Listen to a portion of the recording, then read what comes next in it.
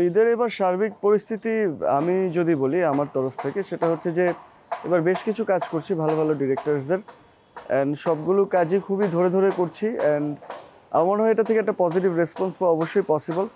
And আমাদের দেশের নাটক তো আসলে ওয়ার্ল্ড ওয়াইড ফেমাস, সব দেশ থেকে আমাদের নাটকের অডিয়েন্স আছে। যেহেতু এবার ঈদে আমাদের সিনেমার ব্যাপারটা আবার সুন্দর মতো উঠে আসছে, প্রত্যেক ঈদে সিনেমাটা অনেক বেশি ভালো যাচ্ছে অ্যান্ড এটা খুবই ভালো একটা জিনিস সবার জন্য, আমাদের জন্য, সবার জন্য। অ্যান্ড আমার মনে হয় নাটকটা তো পুরো বছরই আসলে সার্কুলেট হয় অ্যান্ড নাটকটা সবসময় থাকবে অ্যান্ড আর কি আমার মনে হয় ঈদ না শুধু ঈদের বাইরে তো আসলে নাটকের প্রভাব অনেক বেশি আমাদের জীবনে। সো আলটিমেটলি আমার মনে হচ্ছে অবস্থা খুবই ভালো, আবার এমন যে না অনেক বেশি ভালো ওরকমও না, বাট আমার কাছে মনে হচ্ছে খুবই ভালো একটা পরিস্থিতিতে আছে।